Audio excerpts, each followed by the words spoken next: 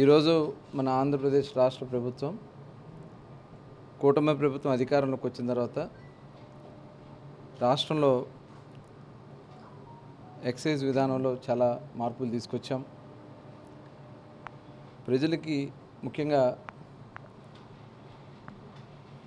క్వాలిటీతో కూడుకున్నటువంటి లిక్కర్ని ఈ రాష్ట్రంలో అందించాలి. ఎందుకంటే గత 5 సంవత్సరాలు గత ప్రభుత్వంలో చూసాం. జగన్మోహన్ రెడ్డి ముఖ్యమంత్రిగా ఉన్నప్పుడు నాసి రకమైనటువంటి బ్రాండ్స్ని పెట్టి క్వాలిటీతో సంబంధం లేకుండా ఆ రోజున విచ్చలవిడిగా చేసినటువంటి కార్యక్రమాల వల్ల చాలామంది అనారోగ్యం పాలయ్యారు. మనకి ప్రాథమికంగా ఉన్నటువంటి లెక్కల ప్రకారం దగ్గర దగ్గర 30,000 మంది పైనే చనిపోయారని చెప్పి ఈ అక్రమ మద్యం ఏదైతే జగన్మోహన్ రెడ్డి సమయంలో ఉన్నటువంటి ఆ సమయంలో జరిగిందని చెప్పి కూడా చెప్తున్నారు. కొన్ని లక్షల మంది అనారోగ్యం పాలైపోయారు. మేము కూడా చూస్తాం స్వయంగా చాలా ప్రాంతాల్లో జీవోత్సవాల్లాగా పడున్నారు. మరి అలాంటి పరిస్థితి ఈ రాష్ట్రంలో మళ్ళీ ఉండకూడదని చెప్పి గౌరవ ముఖ్యమంత్రి వర్యులు చంద్రబాబు నాయుడు గారు ప్రభుత్వం వచ్చిన వెంటనే మొత్తం అన్ని బ్రాండ్స్ను కూడా ఎప్పటికప్పుడు పరీక్షలు జరిపించాలి. ఈఎన్ఏ దగ్గర నుంచి ఫైనల్గా డిస్టిలరీ నుంచి బాటిలింగ్ అయ్యాక కూడా టెస్టులు చేసి బ్యాచ్ల వారీగా పంపించాలని చెప్పి చాలా క్లియర్గా మేము ఇన్స్ట్రక్షన్స్ ఇచ్చాం. దాని ప్రకారం 5 ప్రాంతాల్లో రీజనల్ ల్యాబొరేటరీస్ని ఏర్పాటు చేయడం జరిగింది. ఎక్సైజ్ ల్యాబొరేటరీస్ని అత్యంత ఆధునికమైనటువంటి పరికరాలతో శాంపిలింగ్ కానీ మొత్తం దానికి సంబంధించి దాంట్లో ఎలాంటి కెమికల్స్ ఉన్నాయి, ఇందులో ఏమైనా ఐరన్ ఉందా లేకపోతే సల్ఫర్ ఉందా, టోటల్ ఆటోమేటిక్గా టెస్టింగ్ చేసే విధంగా, అలాగే దాంట్లో క్వాలిటీ కూడా ఎలా ఉందనేది టెస్ట్ చేయడానికి మన గుంటూరులో ఒకటి, కాకినాడ, విశాఖపట్నం, కర్నూలు, చిత్తూరులో కూడా ఈ ల్యాబ్స్ని ఏర్పాటు చేయడం జరిగింది. ఎప్పటికప్పుడు శాంపిలింగ్ కూడా గతంలో 2023లో చూస్తే 14,000 శాంపిల్స్ మాత్రమే చేశారు సంవత్సరం అంతా కలిపి. ఈరోజు చూస్తే దగ్గర దగ్గర 33,902 శాంపిల్స్ ప్రతి నెల జరుగుతూ ఉన్నాయి. అంటే ప్రతిదీ కూడా క్షుణ్ణంగా పరిశీలన చేసి ఎక్కడా కూడా ప్రజలకి హాని కలిగించే విధంగా చేయకూడదనేది ప్రభుత్వ లక్ష్యం. ఆ రకంగా ఈరోజు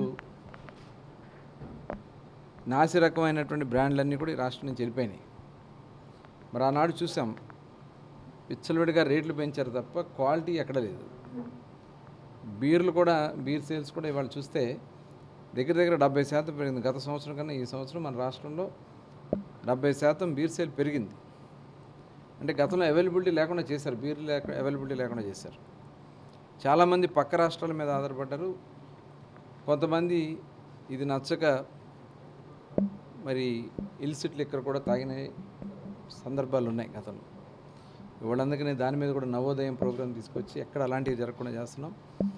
అలాగే బ్రాండ్స్ కూడా క్వాలిటీతో కూడుకున్నటువంటి బ్రాండ్స్ ఇవాళ ఈ రాష్ట్రంలో ఏర్పాటు చేసాం. 99 రూపాయలకే సామాన్య ప్రజలకు కూడా అందుబాటులో ఉండే విధంగా క్వాలిటీతో కూడుకున్నటువంటి 99 రూపాయల బ్రాండ్స్ను కూడా ఏర్పాటు చేయడం జరిగింది. మొన్న ఒక ఉద్దేశపూర్వకంగా ప్రభుత్వం మీద బురద జల్లాలని కూడా కొన్ని కుట్రలు చేశారు. దాన్ని కూడా సమర్థవంతంగా తిప్పకొట్టగలిగాం. సురక్ష యాప్ తీసుకొచ్చాం. ఏపీ ఎక్సైజ్ సురక్ష యాప్ ద్వారా మీరు ఏ బాటిల్ అయినా మీరు ట్రాక్ చేసుకోవచ్చు. ఏ బాటిల్ ఎక్కడి నుంచి ఆ యాప్లో కానీ మనం స్కాన్ చేసుకుంటే దాన్ని ఇమ్మీడియట్గా ఎక్కడ ఏ డిస్టిలరీ నుంచి ఏ రోజు నుంచి ఏ షాప్ నుంచి కూడా మొత్తం వచ్చే విధంగా ట్రాకింగ్ సిస్టమ్ పెట్టాం. దానివల్ల ఎక్కడ కూడా ఇల్లిసిట్ రావడానికి అవకాశం లేకుండా చేయటం కూడా జరుగుతుంది. ఇవాళ చూస్తున్నాం ఈ ప్రభుత్వం ఎంత జవాబుదారీగా ఉన్నామనే దానికి. ఎక్కడ కూడా లీకేజెస్ లేకుండా, ఎందుకంటే అధికారులకు కూడా చాలా ఇన్స్ట్రక్షన్స్ ఇచ్చాం. ఎక్కడైనా తప్పులు జరిగితే మటుకు చాలా సీరియస్గా యాక్షన్స్ ఉంటాయని కూడా చెప్తా ఉన్నాం. అందుకనే ఏదన్నా షాప్స్లో ఎక్కడ జరిగినా కూడా ఇమ్మీడియట్గా వాళ్ళు టైమింగ్స్ కానీ వైలేట్ చేసినా, ఎంఆర్పీస్ వైలేట్ చేసినా, ఎక్కడైనా బయట అమ్ముతా ఉన్నా కూడా యాక్షన్ తీసుకుని కేసులు కూడా కడతా ఉన్నాం.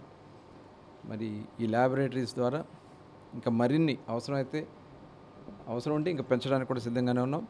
ఈ రకంగా చేయటం వల్ల మన బోర్డర్ జిల్లాల్లో గతంలో పక్క రాష్ట్రాల నుంచి మన రాష్ట్రానికి వచ్చాయి. ఇవాళ మేము తీసుకున్నటువంటి ఈ పాలసీ వల్ల పక్క రాష్ట్రాల నుంచి మన రాష్ట్రానికి వచ్చి క్వాలిటీ బ్రాండ్స్ కోసం వస్తూ ఉన్నారు. దానివల్ల బోర్డర్ జిల్లాల్లో దగ్గర 30% నుంచి 50% కూడా సేల్ పెరిగినాయి. కొన్ని కర్నూలు జిల్లా, అనంతపురం జిల్లా కానీ బోర్డర్ జిల్లాలో మరి మన రాష్ట్రానికి రావాల్సిన ఆదాయం గత ప్రభుత్వంలో వెళ్ళిపోయింది. ఇవాళ ప్రజలందరూ కూడా గమనించారు. గతంలో దగ్గర భారతదేశంలోనే అతిపెద్ద స్కామ్ గత జగన్మోహన్ రెడ్డి ప్రభుత్వంలో, వైఎస్ఆర్ కాంగ్రెస్ ప్రభుత్వంలో 3,500 కోట్ల రూపాయల అతిపెద్ద స్కామ్ జరిగింది. ఇప్పుడు దాని మీద అన్ని డీటెయిల్గా ఎంక్వైరీ చేస్తూ ఉన్నారు. ఇవాళ మళ్ళీ ఒకసారి మేము పరిశీలన చేసుకుంటాం. ఎక్కడా కూడా ప్రజలకు ఇబ్బంది రాకుండా క్వాలిటీతో కూడుకున్నటువంటి లిక్కర్ అందించాలనేదే ఈ ప్రభుత్వ లక్ష్యం. టైమింగ్స్ విషయంలో మార్నింగ్ 5కి మేము సీసీటీవీ కెమెరాస్ పెట్టాము. టోటల్ మొత్తం కూడా ఏ షాప్ ఎన్ని గంటలు తీశారు, ఎన్ని గంటలకు మూసారు కూడా డీటెయిల్గా వస్తుంది. ఎక్కడైనా జరుగుతున్నా కూడా కేసులు కడతా ఉన్నాం. అలాంటి మా దృష్టికి వస్తే మటుకి 80% ఉపేక్షించే సమస్య లేదు. టైమింగ్స్ ఏదైతే ఇచ్చామో ఆ టైమింగ్స్ ప్రకారం షాప్స్ తీయాలి, ఆ టైమింగ్ ప్రకారమే క్లోజ్ చేయాలి. అందుకని రోడ్ల మీద కూడా గతంలో విచ్చలవిడిగా ఉంటుందంటే దానికోసం పర్మిట్ రూమ్స్ కూడా పెట్టి బయట ఓపెన్గా ఎక్కడ కూడా డ్రింకింగ్ లేకుండా చేసాం. అయితే ఎక్కడైనా టైమింగ్స్ వైలేట్ చేసే మటుకి సీరియస్గా యాక్షన్స్ తీసుకున్నాం. అందుకనే ఈ సురక్ష యాప్ కానీ ఇవాళ టోటల్ సీసీటీవీ కెమెరాలు పెట్టాం. అలాగే ఆన్లైన్ పేమెంట్స్ కూడా పెరిగినాయి.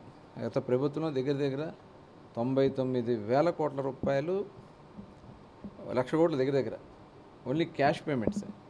కానీ ఇవాళ మన ప్రభుత్వం, కూటమి ప్రభుత్వం వచ్చిన తర్వాత ఇప్పుడు దగ్గర 40% వరకు మేము డిజిటల్ పేమెంట్స్ తీసుకురాగలిగాం.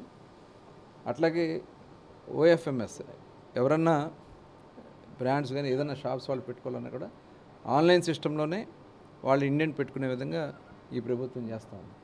గతంలో అలాగే అది డిక్టేటర్షిప్ చేసేవాళ్ళు. ఈ బ్రాండ్స్ మాత్రమే అవైలబిలిటీ ఉండే షాప్స్లో. ఇవాళ అలాంటిది ఎక్కడా కూడా లేకుండా ఎలాంటి బ్రాండ్ కావాలన్నా వాళ్ళు కోరుకున్న బ్రాండ్స్ని అవైలబిలిటీలో తీసుకొచ్చింది కూడా మరి ఈ ప్రభుత్వం చేస్తుందని కూడా తెలియజేస్తా ఉన్నాను. కొద్దిగా అధికారుల పనితీరు దానికి సీరియస్గా యాక్షన్స్ ఉంటాయి. ఇప్పుడు మాకు ఎస్టీఎఫ్ ఉంది, వాళ్ళు ఎక్కడికక్కడ వెళ్ళి టాస్క్ ఫోర్స్ వాళ్ళు వచ్చి మొత్తం కూడా ఎంక్వైరీ చేస్తారు. ఎక్కడన్నా దాంట్లో ఇన్వాల్వ్ ఉంటే అధికారుల మీద కూడా చర్యలు తీసుకుంటాం. దాంట్లో మటుకు ఎవరిని ఉపేక్షించే సమస్య లేదు. Please subscribe to Leo news for more videos.